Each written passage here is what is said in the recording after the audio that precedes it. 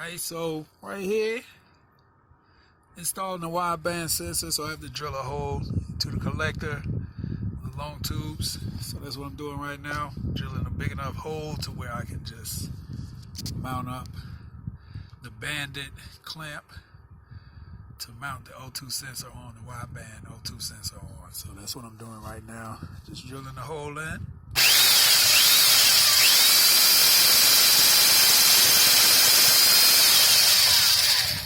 Don't want it too wide, don't want it too small. Okay.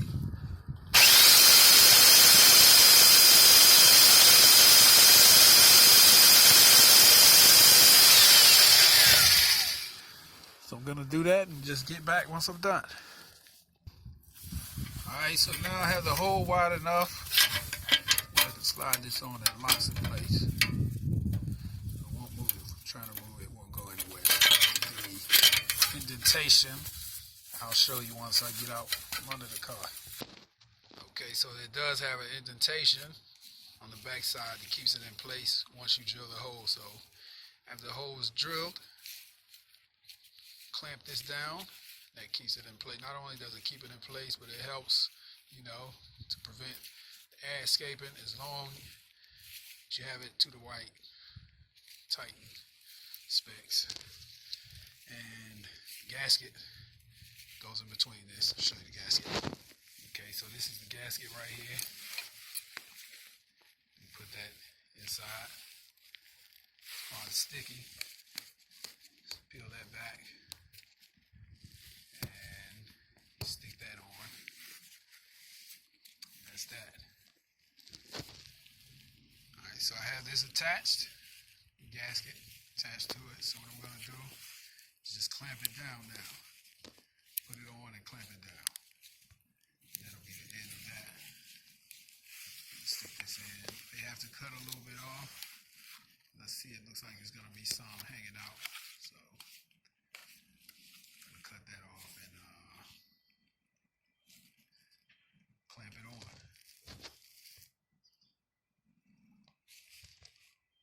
Basically, cut this off and clamp it on. So it's a little bit too long, so I'll cut it to the right specs. But yeah, it is. Put this in place just like that. Clamp it on. Okay, so I actually don't have to cut any. I'll be able to bolt it on just like this. Yeah, that piece is gonna just wrap around the pipe.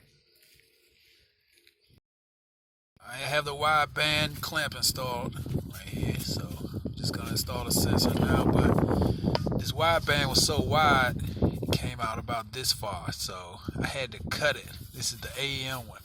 Since he has long tube headers, I had to cut it because it starts to stick out right here. So the clamp couldn't seat all the way flush with the pipe. It's 3 inches. So I had to cut some of the wideband clamp off on both sides so it would fit the slim part the way it wouldn't stick out right here. This bulge is causing issues with that. So now it's completely installed. And they said it was 3 inch. But I wasn't able to use this because if I would have put this on, would not had enough clamping space. So it actually came with 2, and I would not have been able to use them because you can see it's a tight fit. And look at the space I have on the bottom. You know, so might have been able to use one, but yeah, I'm gonna try with this because I like that better. See, the bolt starts right here, so I had to cut it. So normally, the regular exhaust pipe wouldn't have to do it, but because I have the Cook's long tube headers, I had to cut it on both sides to slim this. Okay, so I have the wideband installed. So I'm gonna just do some research. But like I said, I'm not gonna be doing the tuning. Dustin Hoff is gonna be doing the tuning. They told me I need to get the wideband, so I just got it. And I have to just, you know, figure things out. basically, I like to get an understanding of what's being done, even though I'm not going to be tuning it. So you notice when I step on the gas.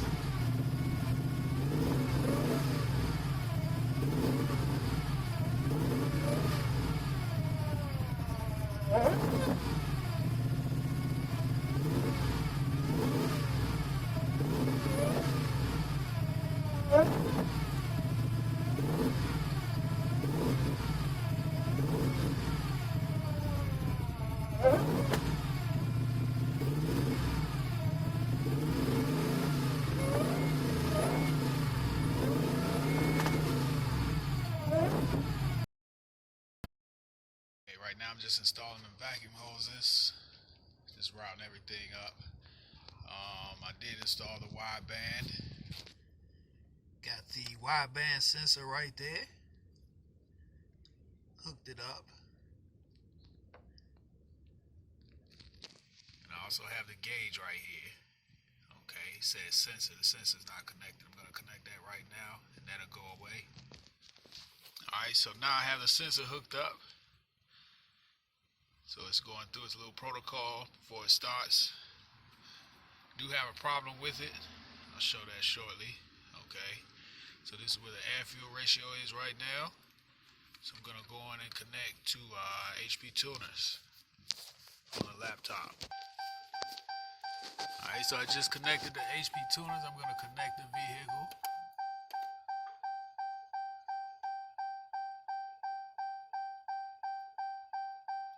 Alright, so it's connected. Ignition in the run position.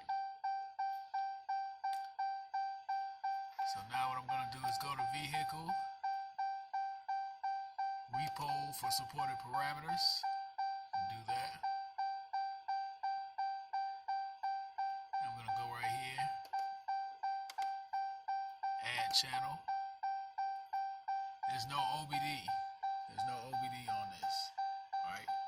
So it took me about 2 hours to figure this out, but you go through the settings over here, and this is the AEM 300334. You go through the settings on the gauge, it should say OBD somewhere on there, right?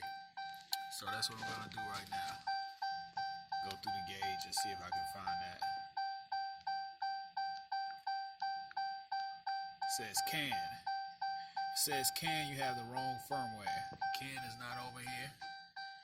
Found that out through research. Called AEM. They told me to break this gauge, and they'll send me a new one once I do a video of me breaking the gauge, destroying it basically. So that's what I have to do. So it says CAN. That's why it's not in the menu. Some of these have the wrong firmware on them, and that's why it does that. But the gauge reads perfectly fine. The problem is it doesn't translate over to this when I do the data logging. It doesn't show up on the menu. You see there's nowhere for it. So if I type in WB space EQ, right? Nothing comes up under OBD. So even if I hit this right here, okay, hit that. I'm gonna X that out, right? Right here. It's a circle with a key going through it, right? It's a crossed out, it's a key crossed out. The circle with the cross right there. It's not gonna show. So even when I do data log, it's not gonna pull up. So I'm about to start the car right now. This is where the air fuel ratio is at the moment. I'm gonna start the car. See, this is for data logging for Dust Off tuning. So I'll have to start that process to get it tuned, remote tuning. Alright, so I'm going to start the process. Data logging right here, right?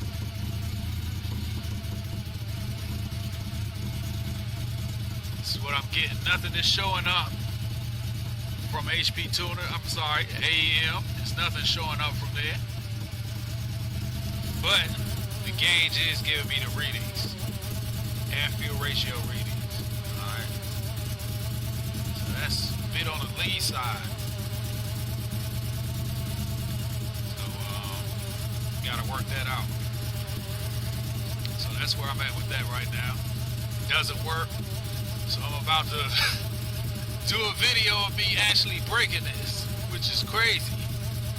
But I gotta do it. They have to send out the new one with the correct firmware on it. That's what they said in the email. I'll show the email shortly, showing the instructions.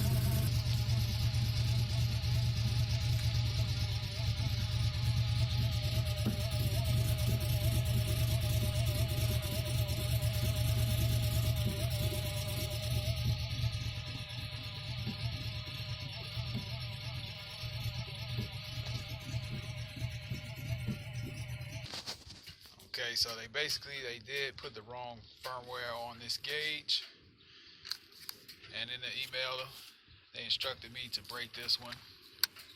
Since the wrong firmware is on it, break it.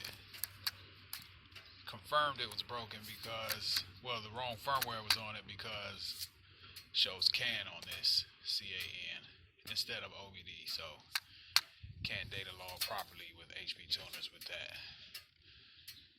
So guess I'm about to break it right now. This hammer. They also want to see the serial number on the back during the process of me breaking it. So that's it right there.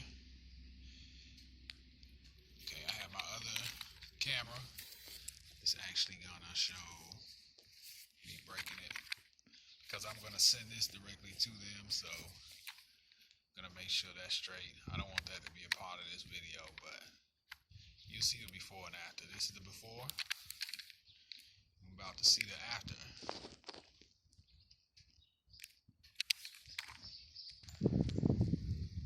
Alright, this is what they wanted me to break the gauge.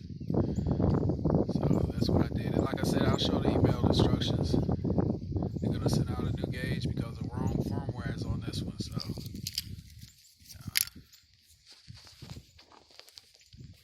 took this hammer right here, just broke it up.